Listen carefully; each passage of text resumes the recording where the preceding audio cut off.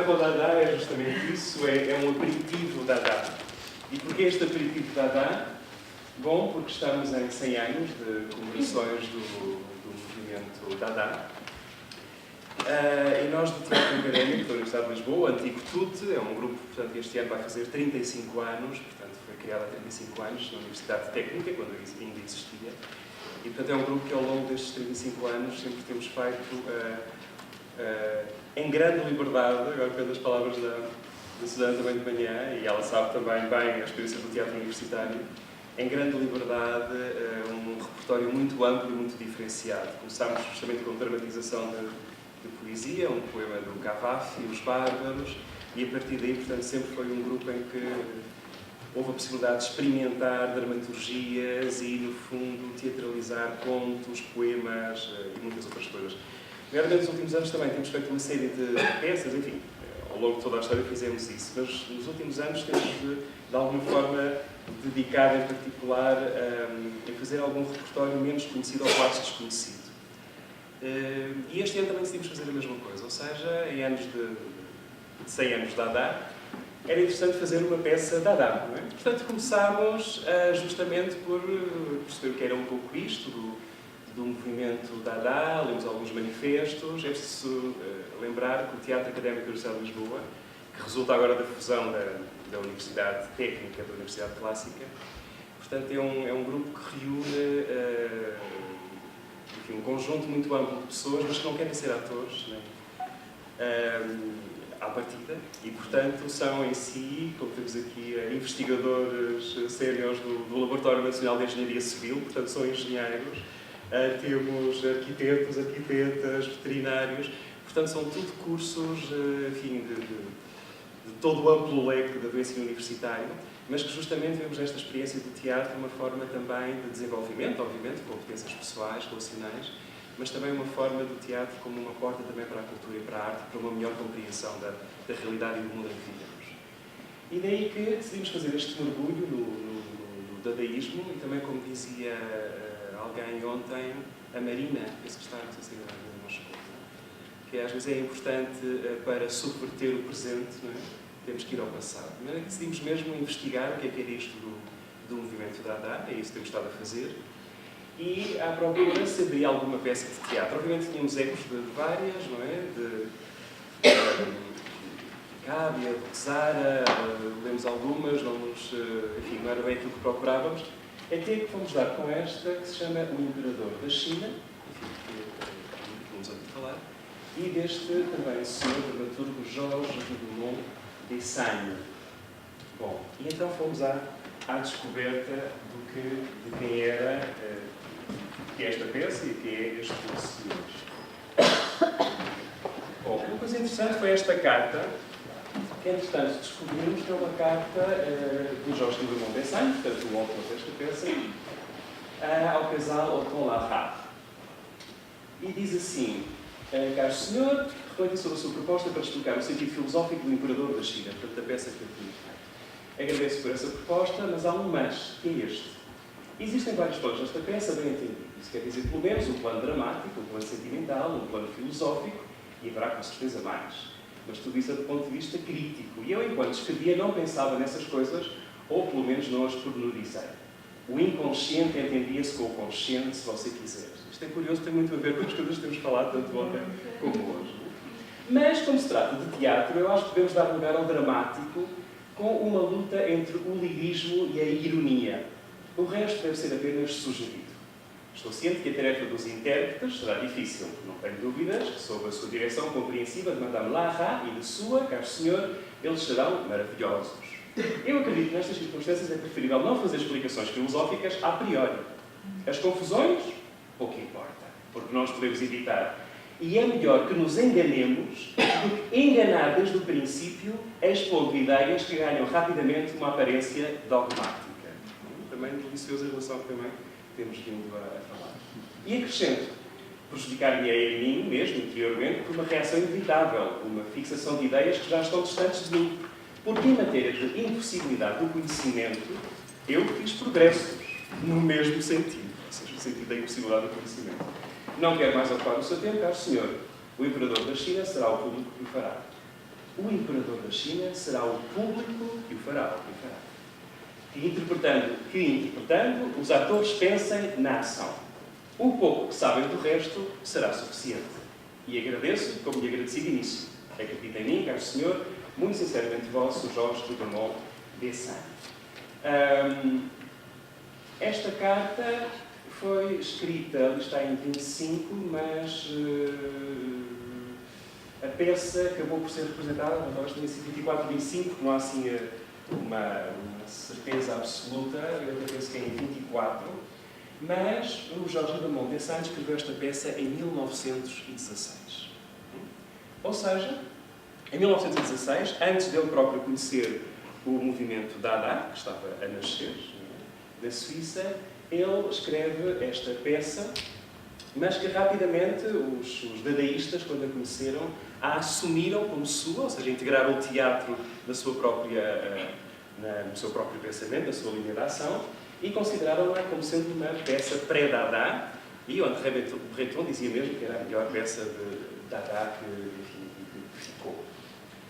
No entanto, esta peça, apesar de ser de 1916, como vos disse, quando foi escrita, foi publicada pelos dadaístas em 22, mas só realmente em 24 é que ela foi representada. E foi representada justamente por este casal, Lara, Othon e Lara. Agora, quem são eles? Então, é interessante também perceber. Esta Lara é Louise Lara. Ela, portanto, nasceu em Paris, era uma atriz de teatro e de cinema. Estreou-se com Sarah Bernard e acabou, enfim, teve várias experiências em várias companhias de teatro e acabou por ser societária da Comédie Française.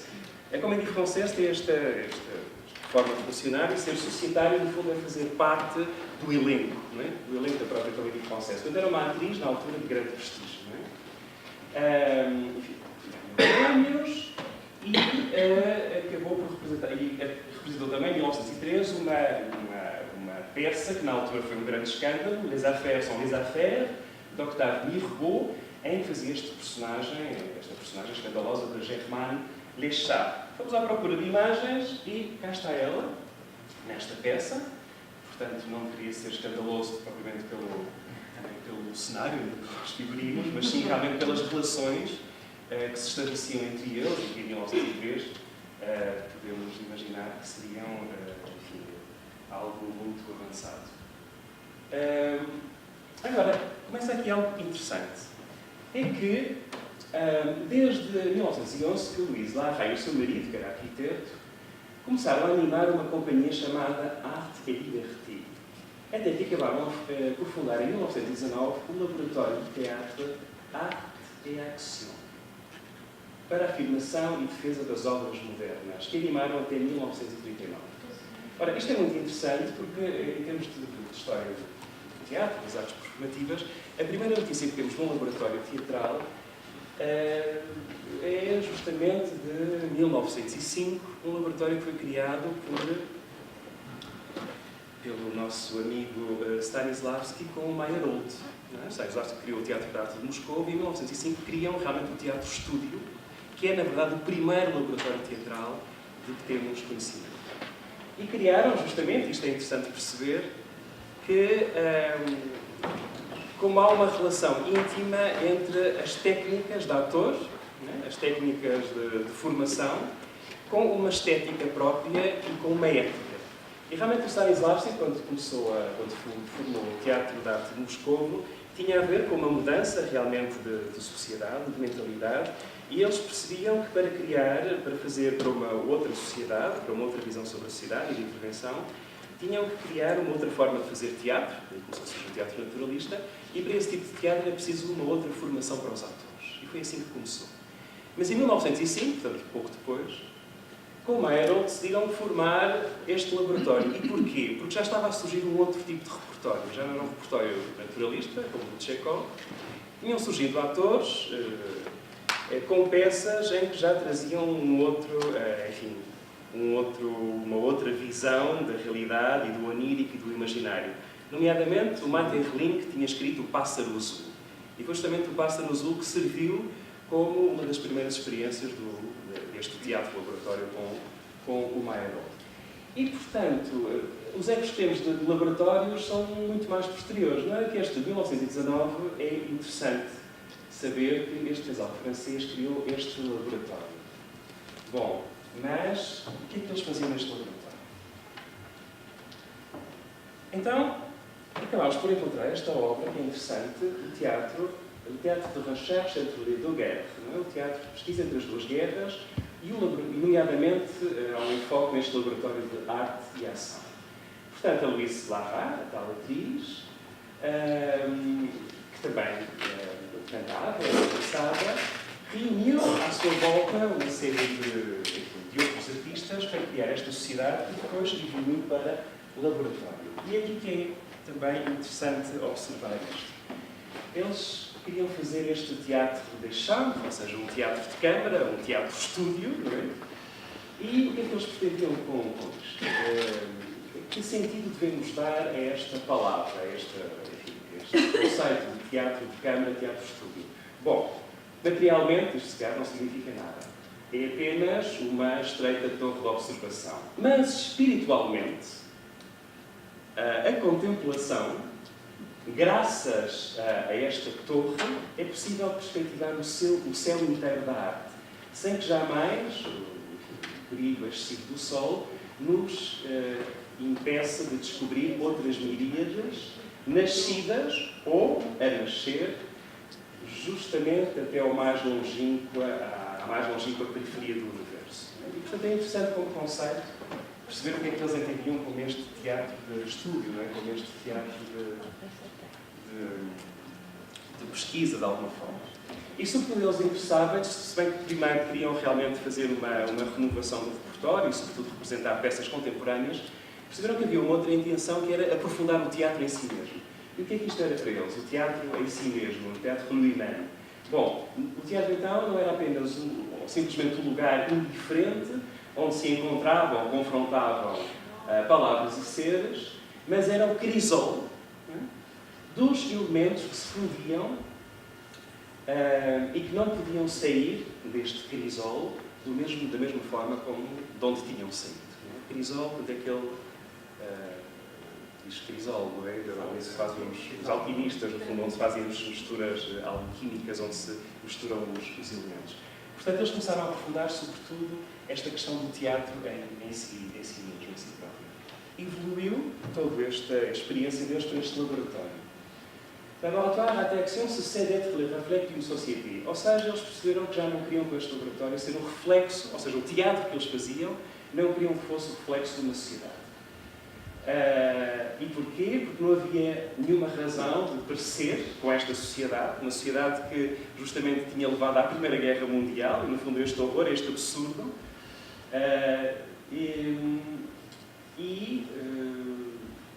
no fundo o que eles queriam era outra coisa, defender a comissão, a dupla missão, e queriam realmente cumprir esta dupla missão, fazer conhecer o inédito e aprender a se conhecer. Cá está a questão do próprio teatro, aprofundar a forma de fazer teatro. Agora, é interessante como é que eles foram diferenciando o que era para eles um teatro de pesquisa e um teatro de avant-garde, que era o que se fazia na altura. Isto é interessante mesmo para nós hoje em dia, em que se fala muito às vezes de teatro pós-dramático, ou seja, há muitas modas, muitas vezes um discurso muito de pensamento único, não é? E é interessante perceber o que eles entendiam por isto. O teatro de pesquisa não é um teatro de avant-garde. O teatro de avant-garde, não representa mais do que uma evolução do teatro corrente numa estética que acaba por se tornar uma estética também rotineira, apenas que mais qualificada. Enquanto que o teatro de pesquisa é um laboratório ou um conjunto, um ensemble de trabalhos cuja natureza é experimental. E isto é muito interessante, esta é a diferença. E por isso é que o teatro nacional, neste momento, realmente pode ser de avant-garde, mas não é experimental, não é de pesquisa. Porque justamente o que está a fazer, quem diz isso, outros, estou a falar isso porque falámos hoje de manhã. Justamente o que estão a fazer, sim, é uma estética, mas que também se torna, por ela si, mais rotineira, obviamente mais qualificada, porque tem outros meios. Mas o verdadeiro teatro de pesquisa é sempre um laboratório, é sempre um trabalho muito mais experimental. E hoje em dia, pelas várias condições que temos, justamente os trabalhos mais experimentais, não só hoje em dia, enfim, quase penso que faz parte da história do teatro universitário, muitas vezes é justamente o teatro universitário. porque não tem condicionalismos materiais, não tem condicionalismos económicos, não tem que dar provas a ninguém, trabalha pelo prazer de si próprio e realmente pode experimentar e pode fazer repertório, como é o caso do Imperador da China, que não seria possível fazer, porque enfim, são elencos enormes e exigiria condições, enfim, os teatros, digamos, convencionais, mesmo que seja avant-garde, nunca faria. Portanto, é interessante realmente este recuo ao passado e perceber que, como, afinal, as ideias estavam muito claras, muito lúcidas em relação a estes aspectos. Bom, então chegamos finalmente ao nosso amigo Jorge Ribamont-Enseigne, cá está ele, que curiosamente em 1916, quando ele escreve esta peça, O Imperador da China, portanto estamos em plena Primeira Guerra Mundial, ele era funcionário do Ministério da Guerra. O que é assombroso imaginar este homem, enfim, na altura era mais novo, não é? Funcionário do Ministério da Guerra e que justamente a responsabilidade dele era os soldados desaparecidos em combate. Aquilo que nós chamamos os soldados desaparecidos em combate. Soldado, não, há um termo próprio, né? Até há um monumento próprio. Não é? Soldado desconhecido. Um soldado desconhecido, exatamente. Portanto, era essa a função dele. E é assombroso ver como um homem que estava no meio, enfim, deste Ministério, teve a capacidade de ter o distanciamento e a lucidez de fazer uma peça que é tão crítica, e por isso mesmo é porque ou seja, tão crítica face à sociedade e sobre aquilo tudo que estava a acontecer e como é que todo o racionalismo, como todo, enfim, estas ideias que tinham este modernismo, no fundo, tinha levado a este horror, a esta hecatombe que foi a Primeira Guerra Mundial.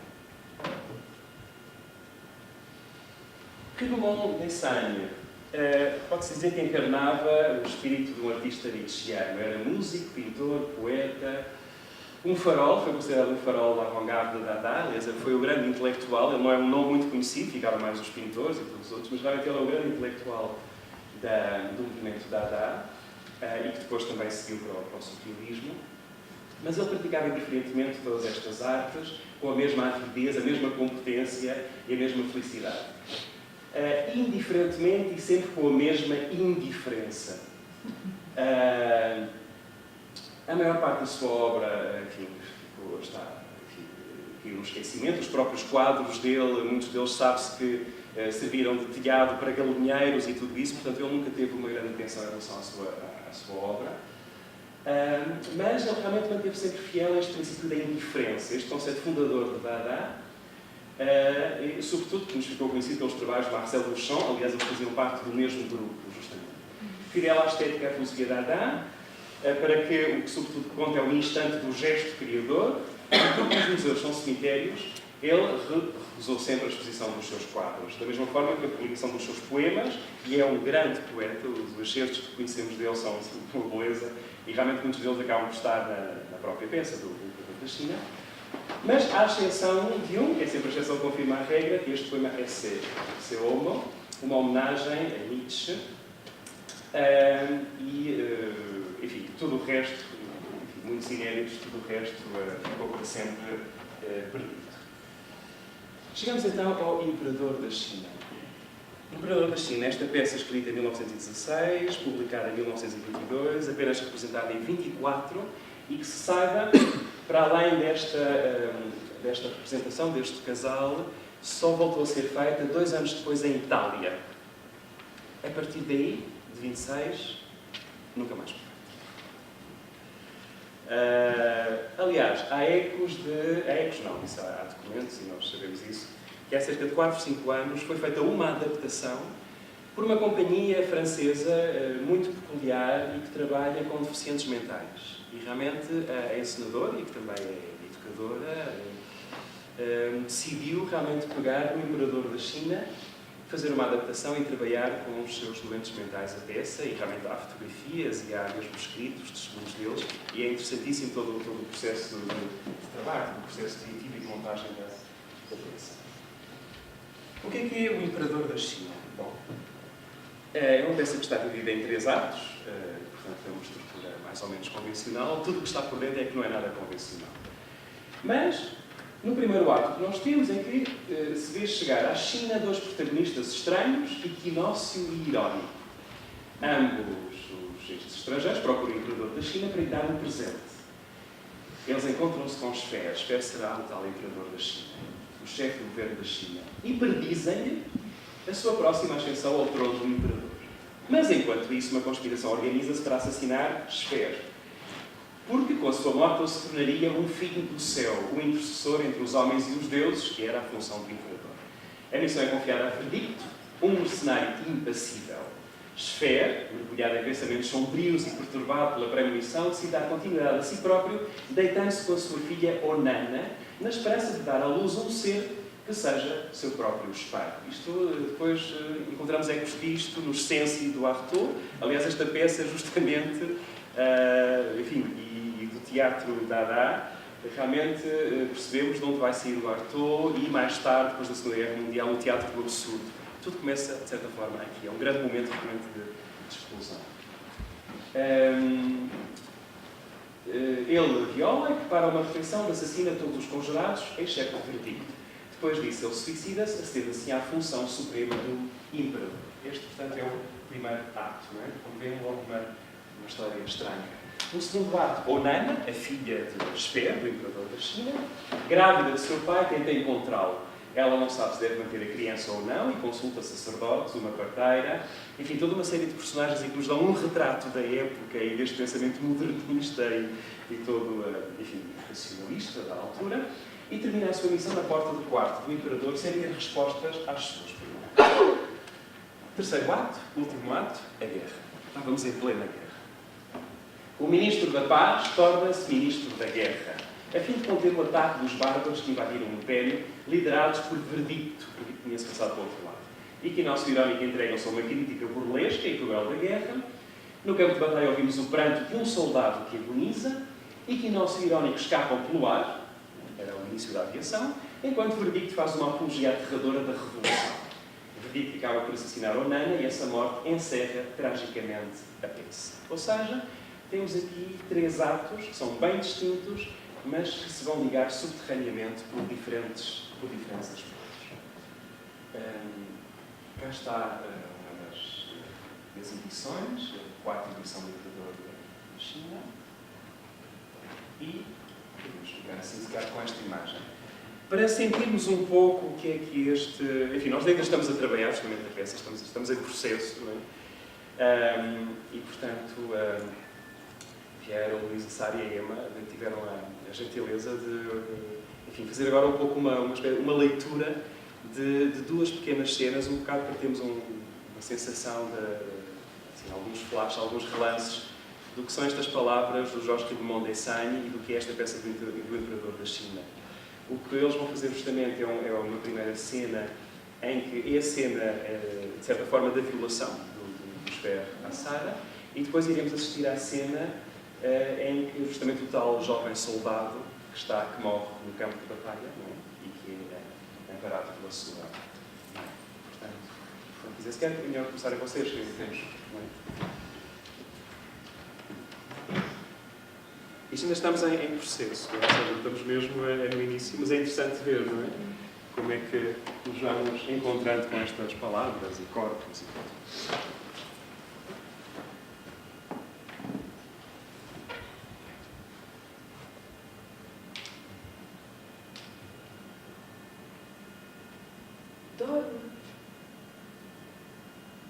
Dorme profundamente, como se estivesse bêbado. Está bêbado.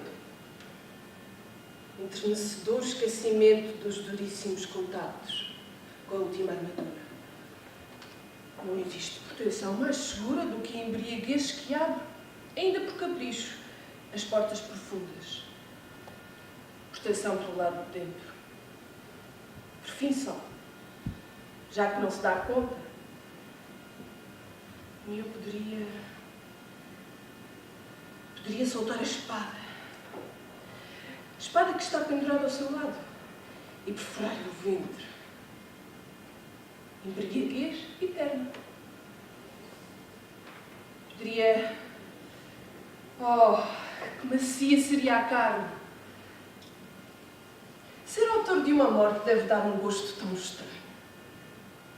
Sobretudo se quem ainda vive é um ente querido. O sangue flui e o humor foge voando, humor coalhado e presente, enquanto eu, viva. Momento da decisão. Ruptura do equilíbrio. Roda a cabeça. E depois?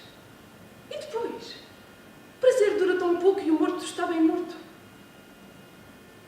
Pesa muito o aço para levantá-lo no ar. Que rápido! Com que força cairia se estivesse no alto? Queda implacável. Choque flácido. Não. Não. Tentação. Não. Que sonho. Eu... Quem está aí? Tu. Faz aí com esse rosto perturbado. É a minha espada?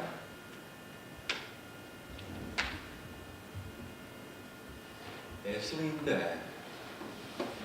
Mas... querias matar-me, não?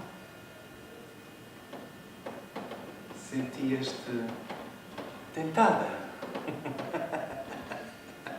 Ver pestanejar as minhas pálpebras na cabeça cortada. Talvez te olhasse ainda, raposa perversa. Que olhar terno. Verdade? E que dirias se te olhasse ainda com mais ternura? Cheiras a whisky. E se te beijasse com esta velha boca e sua língua hirta, molhada com baba sanguinolenta, na corrente de ar da sua língua, da sua goela sem fundo. Enxanha! Suja repugnante. Apanhei-te, apanhei-te. Brinca se quiseres, brinca. Brinca como uma cadela púdica e faz-te esquisita.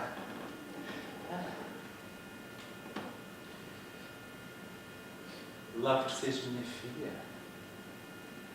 não quer dizer que não possa deitar contigo. Progressão geométrica. Conceição ao quadrado. Considerarei que estarei entre dois pelos. Odeio-vos! Odeio-vos! E tens a violência. Isso. Quem fala de amor? Quem fala de amor? Não é mais que um compromisso. O ódio é um irmão compassivo para este tipo de coisas. Tinhas de te agachar para saltar mais alto. A tua opinião não conta para nada. Em breve, me devolverás os beijos.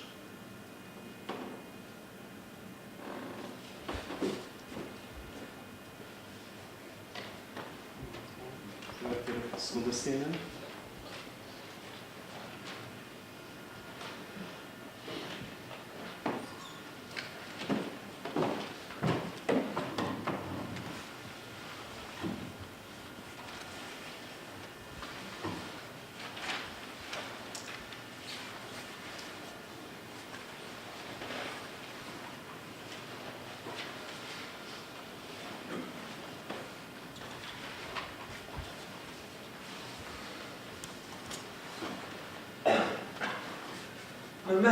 Mamãe, Foi agora.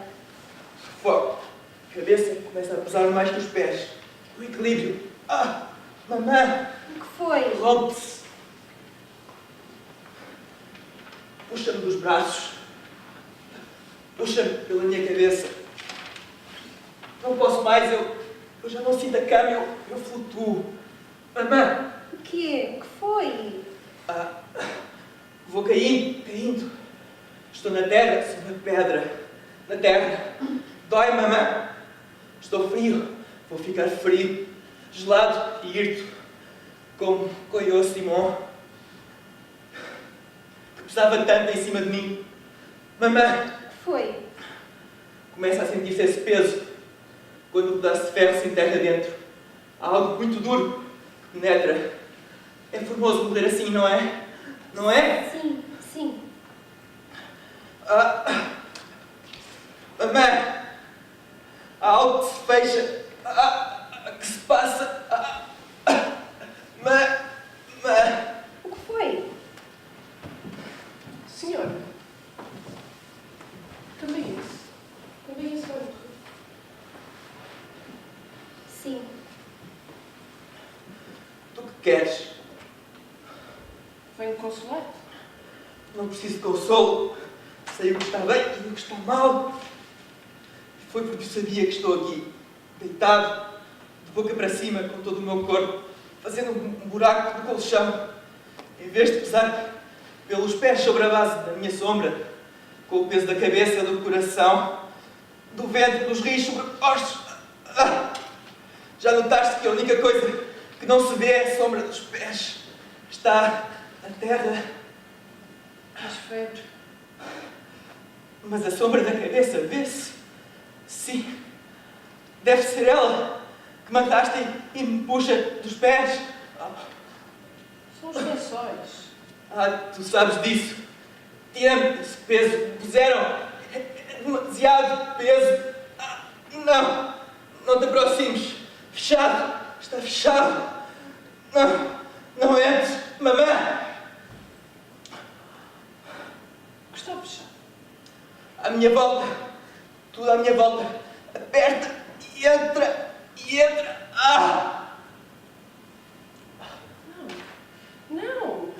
Estou salvo. Salvo. Aberto. Aberto, aberto. Leve. Leve. Mamã. Mamã. Onde estás? Diz mais uma palavra. Apenas uma. Diz.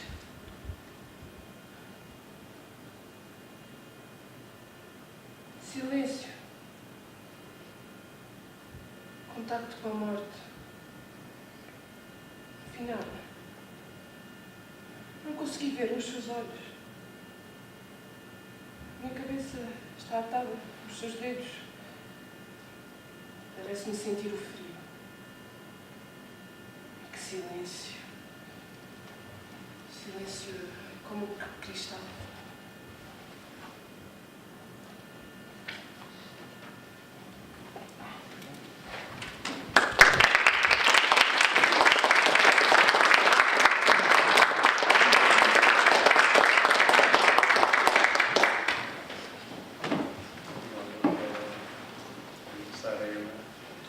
Ana, eu tenho só para finalizar, ia só dizer, bom, obviamente estamos ainda em processo, mas a propósito, neste processo há quatro constantes do teatro Dada. Enfim, o teatro Dada não tem nenhum programa, senão não seria Dada, mas nas várias peças de teatro, nesta também temos cá quatro constantes. Uma é quatro, cinco. Uma, por um lado, é a ideia de superação, portanto há um antiteatro, um antidrama, um antinaturalismo. Portanto, de certa forma, é um teatro que é precursor do teatro do absurdo, realmente. Uma segunda constante é a procura de um automatismo diferente de resposta. Portanto, é uma espécie de um pré-teatro da crueldade do Arthur. Uma terceira constante é a técnica da colagem. Portanto, aqui há uma colagem de muitas coisas da vida cotidiana, de acontecimentos, mas também de notícias, mas também de informação científica, mas também de informação artística. Tudo isso está nesta peça. Há uma grande colagem de muitos elementos. Uma quarta constante é a ruptura de convenções. Ou seja, esta questão da ruptura de convenções, que palco, plateia, tudo isso acontece no teatro da Dada. E havia uma alienação do ator em relação à sua própria personagem. Ou seja, esta ideia de não apenas a representação, mas a alienação do ator em relação à sua própria personagem. Ou seja, temos vindo a falar em algumas comunicações sobre a performance, sobre esta questão das barreiras, enfim, de palco, plateia, público, audiência, ator. Aqui esbatia-se tudo isso. De tal forma que em muitos espetáculos havia grandes confrontos, não é? Batalhas campais, enfim, que levavam laranjas, maçãs e era do palco à plateia. Muitas vezes aconteceu os próprios atores ficarem no palco a assistir aos combates que aconteciam na plateia. E, portanto, toda a situação se invertia, no fundo eram os espectadores e era na plateia que aconteciam as grandes batalhas. E por último, uma quinta constante é esta ideia, e é curioso isso, não é? Da personagem ser vista como uma contínua invenção de si mesma. Ou seja, a personagem nunca é igual, nunca é a mesma, está numa permanente invenção e reinvenção de si própria. Pronto, e foi realmente foi só um aperitivo da data.